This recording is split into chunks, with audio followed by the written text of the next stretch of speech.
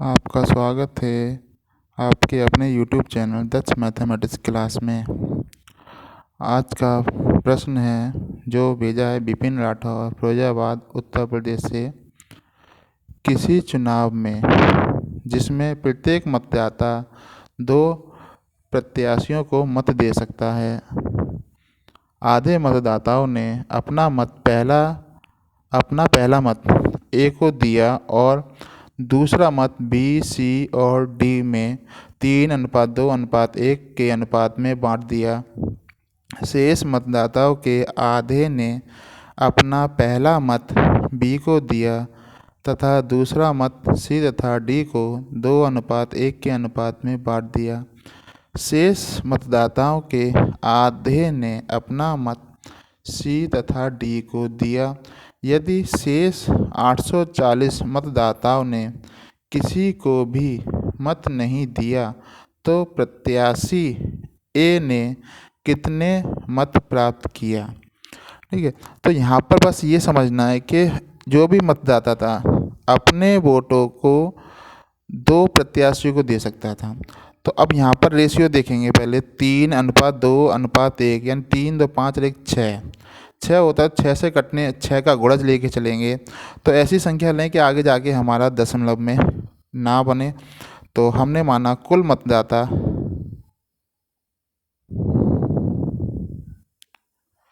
12 हैं, परंतु जो वोट देंगे इनके 12 के जो मत बनेंगे, मतों की संख्या यहाँ पर 24 हो जाएगी, क्योंकि एक मतदाता दो प्रत्याशी को वोट दे सकता है।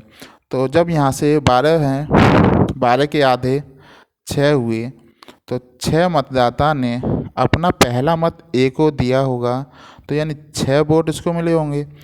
बी, सी, डी इनको अनुपातों में यानी 6 ही वोटों को किस अनुपात में बांटे, 3:2:1, यानी कि बी को मिले होंगे 3, सी को मिले होंगे 2 और डी को मिला होगा 1।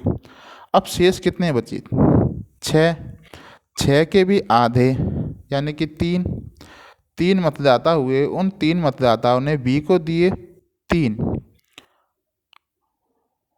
यानी कि आधे ने अपना पहला मत बी को दिया तथा दूसरा मत यानी कि जो दूसरी चॉइस थी उनकी सी और डी को 2:1 में, यानी कि सी को 2 वोट दिया और ए को वोट दिया। यहाँ तक पहले हम अपने वोट काउंट कर लेंगे, कितने वोट हुए, टोटल हो गए 18 वोट। 18, लेकिन टोटल जो वोट थे 24 थे, 24 में से 18 यहाँ पर मत हो चुके हैं, कितने बचे 6। और 6 में से शेष मतदाता ने आधे ने अपना मत सी और डी को दिया, यानी आधे इसमें से 3 ने, और 3 जो बचे हुए मत हैं वो यानी कि यदि शेष 840 मतदाताओं ने किसी को मत नहीं दिया, यानी 3 मतदाताओं ने किसी को मत नहीं दिया, तो 3 के बराबर 840, 1 के बराबर 280 और ए को कितने मत मिले यहाँ पर 6, तो 6 रेशियो बराबर 6 गुणा 280, अर्थात 6 का गुणा कर लें 0, 6 48, 6 12 4 16, 1680, यानी कि यहाँ पर ए को जो मत मिले हैं वो 1680, यानी ऑप्शन ए।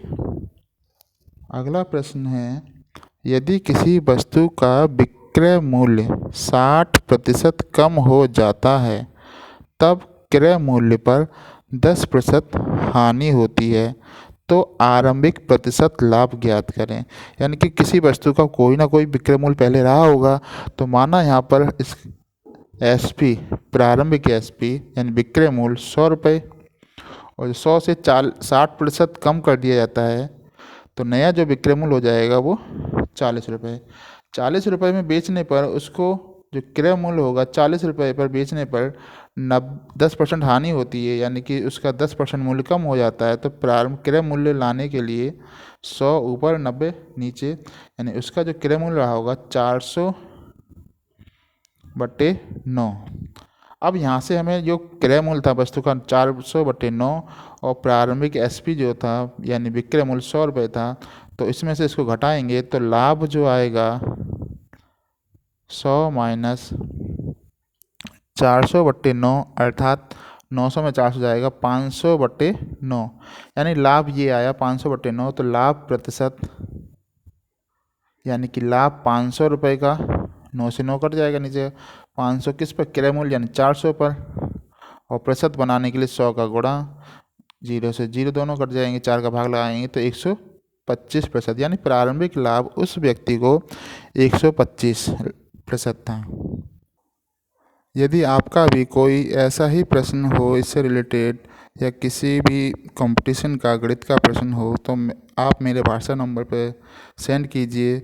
मैं आपके प्रश्न को सॉल्व करके अपने यूट्यूब चैनल पर प्रोवाइड कराऊंगा। और आप मेरी वीडियो को अगर अच्छा लगे तो शेयर कीजिए, सब्सक्राइब कीजिए और कमेंट्स कीजिए कैसी वीडियो है। इसके लिए धन्यवाद।